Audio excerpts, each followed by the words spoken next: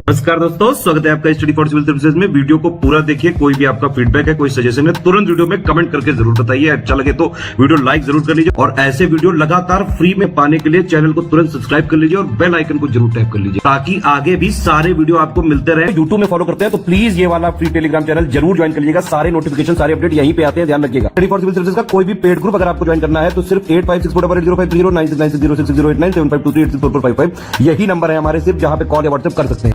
Instagram पे हमारा page जरूर फॉलो कर लीजिएगा, स्टडी फॉर सिविल .सर्विसेज है। ट्विटर पे हमको जरूर फॉलो कर लीजिएगा, @study for civils है। सारे क्वेश्चन अटेम्प्ट करिए और स्कोर अपना तुरंत कमेंट करके बताइए।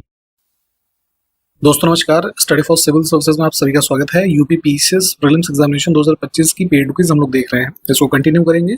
काफी वीडियोस हमने कवर किए हैं ऑलरेडी। अगर आपने अब तक नहीं देखा है तो प्लेलिस्ट हमारी ये है, उसमें सारे वीडियोस डले हुए हैं, आप उसको देख सकते हैं। काफी इंपॉर्टेंट और एक्सपेक्टेड क्वेश्चंस हैं आपके एग्जामिनेशन के पॉइंट ऑफ व्यू से। ठीक, तो स्टार्ट करेंगे हम आज का वीडियो आज के फर्स्ट क्वेश्चन के साथ। आपसे पूछा गया है किस राज्य में हाल ही में 25वां हॉर्नबिल फेस्टिवल आयोजित किया गया। नॉर्थ ईस्टर्न जो हमारा मतलब भारत का क्षेत्र है, जो राज्य है, ठीक है, तो वहाँ का जो रिच हेरिटेज और कह सकते हैं नागा ट्राइब का ट्रेडिशंस है, उसको शोकेस करता है ये फेस्टिवल हॉर्नबिल, है ना। और सेलिब्रेट कहाँ पे किया जाता है? नागालैंड में। ठीक, तो 25th एडिशन था जो कि 2024 में मनाया गया था, दिसंबर महीने में, है ना। 10 दिन तक चलता है लगभग ये, 1 से 10 दिसंबर तक। ये इंपॉर्टेंट क्वेश्चन है, किस भारतीय को संयुक्त राष्ट्र पर्यावरण कार्यक्रम के द्वारा 2024 के लिए चैंपियंस ऑफ द अर्थ जो पुरस्कार है उसके लिए नॉमिनेट किया गया? तो लाइफ टाइम अचीवमेंट अवार्ड की कैटेगरी है, उसमें नॉमिनेट किया गया था माधव गाडगिल को, ऑप्शन डी। ये इंपॉर्टेंट है, इसको ध्यान रखेंगे प्लीज। किस राज्य में ईगल नेस्ट बर्ड फेस्टिवल का चौथा संस्करण 17 से 19 जनवरी 2025 तक आयोजित किया गया? तो जो है ईटानगर में आयोजित हुआ था, ये अरुणाचल हो जाएगा, ऑप्शन बी। नेक्स्ट है, हाल ही में गुजरात सरकार ने बौद्ध विरासत स्थलों के संरक्षण और संवर्धन के लिए किस देश के साथ एक एमओयू पर साइन किए? तो ये दिसंबर 2024 में ये भी हुआ था एमओयू। बुद्धिस्ट साइट्स जो गुजरात में है उसके लिए एमओयू हुआ है थाईलैंड के साथ, ठीक, उसके कंजर्वेशन के लिए। हाल ही में वर्ल्ड हिंदू इकोनॉमिक फोरम 2024 कहाँ पर आयोजित हुआ? तो एक ये आयोजन होता है ना, 2012 में सबसे पहले आयोजित हुआ था, तो प्रतिवर्ष उसके बाद से नहीं हुआ, बीच बीच में गैप भी रहे। तो अभी लेटेस्ट वाला बात करें 2024 का, तो ये हुआ था मुंबई में, ठीक है, ऑप्शन बी। इसमें मतलब जो एशियन देश हैं जहाँ पे पॉपुलेशन है ऐसी, है ना, तो जैसे लास्ट शिकागो में हुआ था, फिर उससे पहले ये न्यू दिल्ली में हुआ था, ऐसे ऐसे होता रहता है। तो फिलहाल हमें लेटेस्ट वाला ध्यान रखना है। महाकुंभ आयोजित हुआ 2025 में प्रयागराज में, तो उसी के दौरान 10.24 एकड़ भूमि क्षेत्र पर जो है सांस्कृतिक गांव जिसका नाम रखा गया कलाग्राम, इसकी स्थापना की गई थी। तो मंत्रालय पूछा गया है, तो यूनियन मिनिस्ट्री ऑफ कल्चर, है ना, इन्होंने इसकी स्थापना की थी। अच्छा, कुंभ से संबंधित जो भी फैक्ट हैं उसको देख लीजिएगा, हमारे फ्री वाले चैनल जो टेलीग्राम है उसमें भी इसकी पिक वगैरह डली हैं। तो जो भी आपके एग्जाम पॉइंट ऑफ व्यू से इंपॉर्टेंट चीज है कुंभ को लेकर के, वो चीजें आपको पढ़नी है, आगे एग्जामिनेशन में भी पूछा जाए, है ना। क्रिकेट का एक आयोजन होता है सैयद मुश्ताक अली ट्रॉफी, ठीक है, तो 2024 में विनर रहे आपके मुंबई की टीम, ठीक है, इन्होंने हराया था मध्य प्रदेश को। और आयोजन जो हुआ था ये कर्नाटका में, ठीक है, बेंगलुरु में फाइनल हुआ। ये भी इंपॉर्टेंट एक क्वेश्चन है, भारत का पहला मधुमेह बायो बैंक कहाँ पर स्थापित किया गया है? डायबिटिक, है ना, बायो बैंक। तो जो है ये Indian council of medical research ICMR और जो है मद्रास डायबिटिक रिसर्च फाउंडेशन, इनके कोलैबोरेशन में इसको स्टैब्लिश किया गया है चेन्नई में, ठीक है। तो इसमें जो है कह सकते हैं ऑब्जेक्टिव जो है, तो डायबिटीज के ऊपर जो एडवांस रिसर्च वगैरह है ना, अलग अलग लोगों के ऊपर जो डायबिटिक कह सकते हैं इम्पैक्ट होते हैं, तो इन सब की फर्दर स्टडीज काफी अच्छे से यहाँ पे या उसके ट्रीटमेंट के जो ऑप्शंस हैं ढूंढे जाएंगे। राष्ट्रपति के द्वारा शपथ प्रतिज्ञान संविधान के किस अनुच्छेद के अंतर्गत आता है? तो सब आपको पता है कि जो ऐसे पद हैं हमारे कॉन्स्टिट्यूशनल, तो ऑफिस, है ना, होल्ड करने से पहले उनको शपथ वगैरह दिलाई जाती है। तो चीफ जस्टिस ऑफ इंडिया शपथ दिलाते हैं प्रेसिडेंट को अंडर आर्टिकल 60। नेक्स्ट है, भारत का नियंत्रक एवं महालेखा परीक्षक के बारे में जो प्रावधान है संविधान के किस भाग में है ये? तो आर्टिकल 148 से 151 के बीच में है ना ये सब प्रोविजन। तो ये कहाँ पे है? भाग 5, क्योंकि भाग 5 जो है आर्टिकल 52 से 151 तक है, ठीक, तो ऑप्शन बी। इसमें से वरीयता अनुक्रम में सबसे बड़ा पद कौन सा है? तो ऑर्डर ऑफ प्रेसिडेंस पढ़ेंगे आप। भारत के जो पद हैं कॉन्स्टिट्यूशनल, उनकी वरीयता सूची होती है। तो सबसे टॉप पे जैसे होते हैं प्रेसिडेंट, फिर सेकंड पे वाइस प्रेसिडेंट, फिर प्राइम मिनिस्टर, फिर स्टेट्स के जब गवर्नर्स होते हैं, फिर उसके बाद अगर कोई फॉर्मर प्रेसिडेंट जो जीवित है वो आ जाएंगे 5 नंबर पे। उसका 5A कैटेगरी है जिसमें डिप्टी प्राइम मिनिस्टर की बात की गई है। फिर 6 नंबर पे होते हैं चीफ जस्टिस ऑफ इंडिया, और 6 पे ही होते हैं लोकसभा के स्पीकर, है ना। तो ये इसमें सबसे बड़ा है। बाकियों की भी अगर बात करें तो जैसे चीफ इलेक्शन कमिश्नर की अगर हम बात करें तो ये जो है आपका 9A, ठीक है। अटॉर्नी जनरल जो है ये आपके होते हैं 11 नंबर पे, ठीक है। और मेंबर ऑफ पार्लियामेंट ये सब हैं 21 नंबर पे। इसमें से किसको पर्ल ऐश के नाम से भी जाना जाता है? केमिकल कंपाउंड्स हमारे कुछ हैं जिनको कुछ अलग अलग नामों से भी जानते हैं, तो ये चीजें कई बार पूछ ली जाती हैं। तो पर्ल ऐश है पोटेशियम कार्बोनेट, है ना, K2CO3। नेक्स्ट है द्रव जो होता है हमारा लिक्विड, उसकी बूंद, मान लीजिए पानी की बूंद ले लीजिए, तो संकुचित होकर न्यूनतम क्षेत्र घेरने की प्रवृत्ति का उसका क्या कारण है? ठीक है, तो जैसे स्फेरिकल शेप ले लेती है पानी की बूंद, तो इसके पीछे कौन सी प्रॉपर्टी होती है? तो वो है सरफेस टेंशन। देखिए यहाँ पे प्रकाश की चाल मीटर पर सेकंड में लिखी है कुछ माध्यमों में, तो कई बार ये जो कुछ इंपॉर्टेंट चीजें हैं, है ना, तो ये पूछ ली जाती हैं। तो इसका रेफरेंस में कौन सा पेयर हमारा सुमेलित नहीं है? अगर इसकी हम बात करें तो ये ग्लास जो है ना, इसमें अराउंड होती है 2 × 10⁸ मीटर पर सेकंड, ठीक है। तो यही गलत था, बाकी 3 ठीक है। मतलब इसको एज अ फैक्ट याद कर लीजिए, बहुत ज्यादा याद भी नहीं रहेगा ये। नेक्स्ट है कांग्रेस के किस अधिवेशन में स्वदेशी का प्रस्ताव पारित किया गया था? स्वदेशी के बारे में काफी ज्यादा बातचीत होने लगी कब? पार्टीशन ऑफ बंगाल के बाद, ठीक है, 1905। तो उसी के बाद देखेंगे आप ये सब स्वदेशी आंदोलन वगैरह चले। तो 1906 में सेशन हुआ कलकत्ता में, तो यहाँ पे, है ना, ये रेजोल्यूशन पास किया गया। छत्रपति शिवाजी, है ना, के बारे में आपने पढ़ा होगा, मराठा साम्राज्य में। तो इनकी छत्रपति के रूप में जो औपचारिक राज्याभिषेक हुआ था वो कहाँ पर हुआ था, ये बताना है। काफी इंपॉर्टेंट डेट है, 6 जून 1674। कहाँ पे? रायगढ़ फोर्ट में। इंपॉर्टेंट है ये। देखिए अभी यूपीपीसीएस का जो लास्ट एग्जामिनेशन हुए हैं, चाहे 2024 हो 23, ठीक है, इनमें ये मराठा साम्राज्य पे क्वेश्चन बने और काफी डीप में जाकर के चीजें पूछी गई हैं, है ना। मोस्टली ये देखा गया कि क्रोनोलॉजी पूछी गई है, शासकों का नाम, है ना, या महिला शासकों का नाम दे करके। तो मतलब आप देखिए ना कि किस डिटेल में आपको पढ़ने की जरूरत है, तो इन चीजों को ध्यान रखें। कोई भी चीज यहाँ पे मतलब ऐसा नहीं है कि ऐसे क्वेश्चन आपको दिए गए हैं या हम बता रहे हैं जो इम्पोर्टेंट नहीं है। एक एक क्वेश्चन अपने आप में टॉपिक वाइज इंपॉर्टेंट है।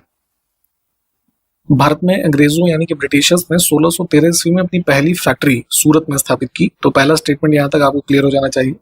उसी क्रम में जो डच भी मतलब यूरोपियंस थे, तो इन्होंने अपनी पहली फैक्ट्री, सॉरी ये कंपनी कह सकते हैं, इसको स्टैब्लिश किया 1627 में। तो जगह का नाम बताना है, ठीक है। तो पीपली पोर्ट था ये, है ना, इस एरिया में इसको स्टैब्लिश किया गया था, बंगाल रीजन में। किस वायसराय के कार्यकाल में भारतीयों को राय बहादुर और खान बहादुर की उपाधियां देनी शुरू हुई? तो लॉर्ड लिटन का टाइम पीरियड था जब ये 2 उपाधियां देनी शुरू की गई। कह सकते हैं ऑनरेरी डिस्टिंक्शन थे, ये लोगों को दिए जाते थे। राय बहादुर मेनली दिए जाते थे हिंदू लोगों को और खान बहादुर मुस्लिम्स को, ठीक है। तो ऑप्शन डी। आप जरा का मतलब आंसर बताइए मुझे कि लॉर्ड लिटन का जो टाइम पीरियड है इंडिया में वो कब से कब तक था? कमेंट करके बताइए उत्तर। इसमें से किसने ब्रिटिश भारत के समय अर्थव्यवस्था को खोखला करने यानी कि इकोनॉमिक ड्रेन के बारे में एक सिद्धांत, है ना, बताया और उसके बारे में किताबें लिखी?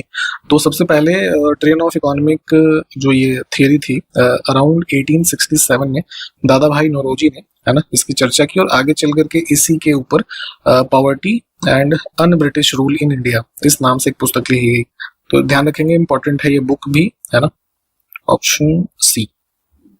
इसमें देखिए कौन सा कथन सही नहीं है, काफी इंपॉर्टेंट होता है ये देखना कि क्या पूछा गया है, सही या फिर सही नहीं। तो कुछ जो है खोज की बात की गई है, साइंटिस्ट का नाम है। तो लाइसोसोम्स के बारे में अगर आपने पढ़ा होगा तो इसकी डिस्कवरी वीजमैन ने नहीं बल्कि क्रिश्चियन डी ड्यू इन्होंने की थी अराउंड 1955, ठीक। तो ये गलत है, अन्य 3 ऑप्शन हमारे ठीक है, इनको पढ़ लीजिए। ब्रिटिश टाइम पीरियड की कुछ पत्र पत्रिकाएं, है ना, मैगजीन, न्यूज़पेपर, ये सब प्लीज ध्यान से इसकी लिस्टिंग पढ़ें। पेड ग्रुप में जो लोग होंगे उनको पता है ना, लिस्टिंग वगैरह दी गई है काफी अच्छे से। तो चूंकि ये चीजें पूछी जाती हैं तो उसी में से एक क्वेश्चन है कि अमृत बाजार पत्रिका है ना, इसकी स्थापना शिशिर कुमार घोष ने की थी कलकत्ता में। तो वर्ष बताना है। बंगाली वीकली था बेसिकली, और 1868 में नंदवंश का अंतिम शासक घनानंद था, जो सिकंदर का समकालीन था। यह सब हमने पहले भी डिस्कस किया है सिकंदर के बारे में। तो यूनानी लेखकों ने घनानंद के बारे में है ना किस टर्म से रेफर किया, उनको ये पूछा गया है। तो इनको एग्रमीज या फिर जो है जैंड्रमीज, ठीक है, दोनों नाम ध्यान रखेंगे, ऑप्शन बी। नेक्स्ट है कुषाण शासक कनिष्क के सिक्कों पर किसका अंकन मिलता है। कुषाणों का जो कह सकते हैं एम्पायर था, मल्टीकल्चरल नेचर का था। तो उसपे जैसे जो कुछ ग्रीक गॉड है ना, जैसे ये हेलियोस है ना, ये भी आकृति मिलती है। एक था ये आर्डोशो करके है ना। तो फिलहाल इंडियन कॉन्टेक्स्ट की हम बात करें तो बुद्धा को मेनली हम चुनेंगे, ऑप्शन डी। माउंटेनियस पासेस और संबंधित राज्य कहाँ पे वो स्थित हैं। देखिए 2024 के एग्जाम में क्वेश्चन पूछा गया, अभी तक सिर्फ ऐसी चीजें पूछी जाती थी कि कौन सा पास कहाँ पे है, ठीक है। इस बार उन्होंने उसकी ऊंचाई पूछी है और उसको भी क्रोनोलॉजी में लगाना है। क्रोनोलॉजी मतलब कि छोटे से बड़ा, असेंडिंग डिसेंडिंग ऑर्डर कह लीजिए। तो अब समझ जाइए किस लेवल पे आपको तैयारी करनी है। तो फिलहाल अब इसकी बात करें तो नाथुला पास सिक्किम में है, ये गलत है, अन्य ऑप्शंस ठीक है। नेक्स्ट है निम्नलिखित राजनीतिक दलों पर विचार करके उनकी स्थापना के कालानुक्रम में लगाना है। ये क्वेश्चन मिलता जुलता ही है, आया था 2022 के पीसीएस के आपके प्रीलिम्स एग्जामिनेशन में। तो स्थापना की अगर हम बात करें तो इसमें सबसे पहले स्थापना हुई है तेलुगु देशम पार्टी की, 3 नंबर ऑप्शन है, 1982 में, ठीक। फिर सेकंड नंबर पे बहुजन समाज पार्टी की स्थापना हुई है 1984। फिर समाजवादी पार्टी 1992 और ये तृणमूल कांग्रेस वेस्ट बंगाल वाली 1998। तो कोड बना हमारा फर्स्ट 3124।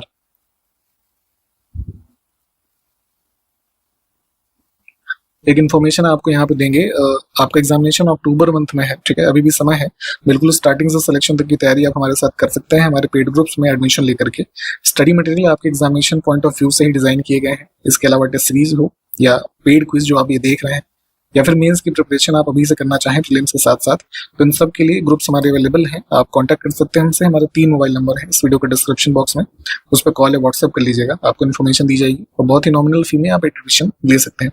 इसके अलावा आप किसी अन्य एग्जामिनेशन जैसे बीपीएससी की परीक्षा है, आपका आरओ का एग्जामिनेशन होने वाला है, अगर आप उसकी तैयारी कर रहे हैं, या फिर इलाहाबाद हाईकोर्ट की जो अपकमिंग वैकेंसीज है, इन सब के ग्रुप्स भी अवेलेबल है। तो आप इसकी भी जानकारी इसी नंबर पर ले सकते हैं। खिलजी वंश का शासक अलाउद्दीन खिलजी, इसके कई सारे विजय अभियान रहे, तो उसी के कालानुक्रम में व्यवस्थित करना है इन ऑप्शंस को। सबसे पहले इसमें है गुजरात, सेकंड 1299। फिर है आपका रणथंभौर 1301। फिर हो जाएगा आपका चित्तौड़ 1303 और वारंगल जो है तेलंगाना का रीजन 1308, ठीक है, काकतीय किंगडम का। तो कौन सा कोड है? सी। तो ये सारे जो अभी हम क्वेश्चंस देख रहे हैं ये आपके ही एग्जामिनेशन के पैटर्न पे है, इसी तरीके से चीजें क्रोनोलॉजी पूछी जाती हैं। अब तो आप खुद देखिए कि अगर आपको ये वर्ष नहीं याद होंगे या उससे संबंधित कोई भी चीज, तो अगर एक भी नहीं आ रहा है तो ये पॉसिबल बहुत ही कम होता है कि आप उस क्वेश्चन को कर पाए। तो इसीलिए अगर 4 ऑप्शन है तो कम से कम अगर 1-2 के अगर आपको याद भी रहेंगे तो कोड इसी तरीके से होते हैं कि आप उसको एलिमिनेट भी कर सकते हैं, ठीक है। तो इसीलिए बहुत ही डिटेल में तैयारी करने की आवश्यकता है। उत्तर प्रदेश में एक जनपद एक उत्पाद योजना चल रही है, तो उसके लिए हर जिले का एक उत्पाद है ना। तो गलत यहाँ पे देखना है कि कौन सा सुमेलित नहीं है। बागपत जो है ना, ये लकड़ी के खिलौने नहीं बल्कि ये होम फर्निशिंग के जो आइटम्स हैं इसके लिए है। पश्चिमी उत्तर प्रदेश के संबंध में कौन सा कथन सही है?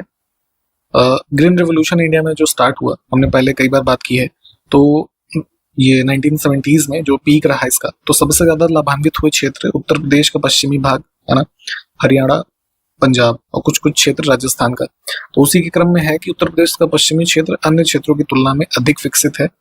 इंफ्रास्ट्रक्चर वाइज भी देखेंगे है ना, एग्रीकल्चर के यील्ड के रेफरेंस में भी देखेंगे, है ना, तो ये लगभग हर मामले में पूर्वी उत्तर प्रदेश से आगे है। फिर है कि यह क्षेत्र हरित क्रांति का साक्षी रहा, तो ये भी एक कारण है जो भी हमने यहाँ पर डिस्कस किया ना, कि बाकी के क्षेत्र जो उत्तर प्रदेश के हैं उसके रेफरेंस में देखेंगे, तो दोनों कदम ठीक है।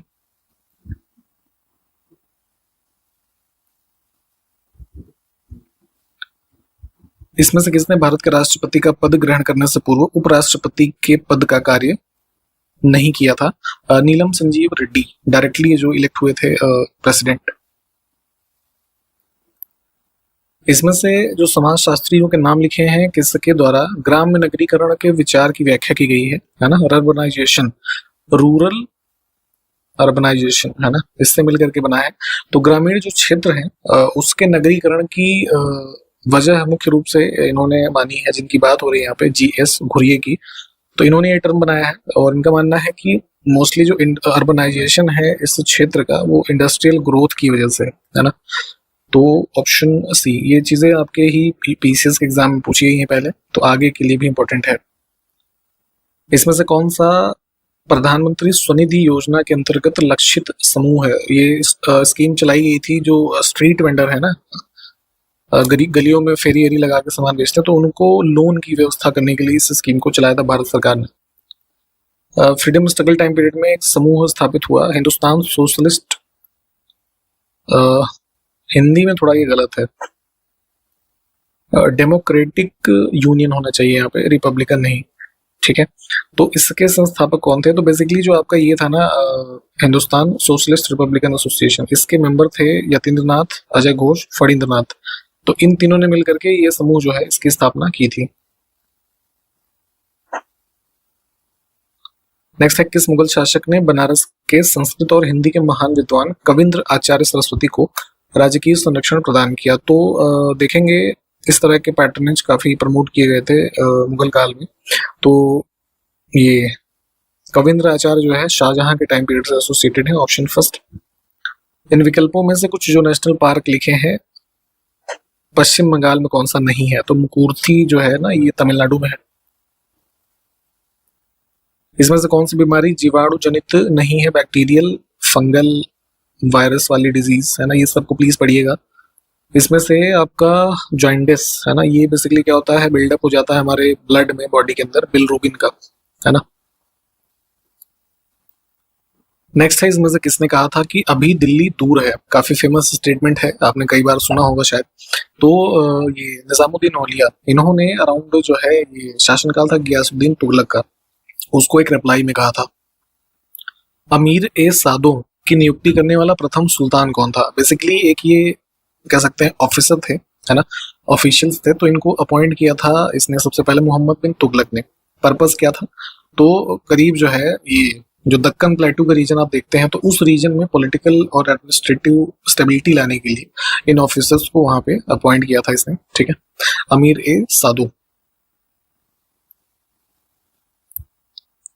इन विकल्पों में से किस शासक ने कहा था मेरा साम्राज्य रुग्ण हो गया है और यह किसी उपचार से ठीक नहीं होता? वैद्य सरदर्द ठीक करता है, तदुपरांत बुखार हो जाता है, या बुखार ठीक करने की कोशिश करता है और कुछ और हो जाता है, ठीक है। तो पॉलिटिकल और एडमिनिस्ट्रेटिव रूप से काफी है ना अप्स एंड डाउन रहे मोहम्मद बिन तुगलक के शासनकाल में, तो उसका ही स्टेटमेंट है ये अपने साम्राज्य के प्रति। वह दिल्ली का सुल्तान कौन था जिसके यहाँ चीन के मंगोल सम्राट का एक शिष्टमंडल कुछ बौद्ध मंदिरों को देखने की अनुमति के लिए आया था? ये टाइम पीरियड है मोहम्मद बिन तुगलक का, ठीक है, ऑप्शन फर्स्ट चुनेंगे। इसी टाइम पीरियड में आप देखेंगे इब्न बतूता जो है वो भी आता है और इसी ने तुगलक ने उसको अपना काजी जो है अपॉइंट किया था, ठीक है। किसने सल्तनत काल में डाक व्यवस्था का विस्तृत विवरण दिया है अपने जो अकाउंट्स हैं? तो अभी हमने बात की इब्न बतूता की, ठीक है। इसने बताया है दिल्ली सल्तनत में उस समय जो है एक प्रॉपर डाक की जो है व्यवस्था स्टैब्लिश थी।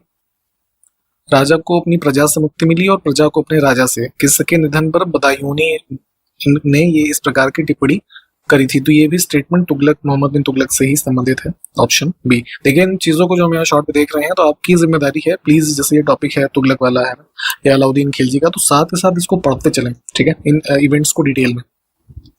दिल्ली सल्तनत का सर्वाधिक विद्वान शासक जो खगोल शास्त्र, गणित एवं आयुर्विज्ञान सहित अनेक विधाओं में माहिर था। तो ये है तुगलक ही, है ना, ऑप्शन सी। निम्नलिखित सुल्तानों में से किसने उत्तर प्रदेश का जो बहराइच है वहां पे सैयद सलार मसूदी गाजी की दरगाह है उसकी यात्रा की अपने शासनकाल में? तो इन ऑप्शंस में जो लिखे हैं नाम ये मोहम्मद बिन तुगलक और फिरोज शाह तुगलक, ठीक है, इन्होंने यात्राएं की।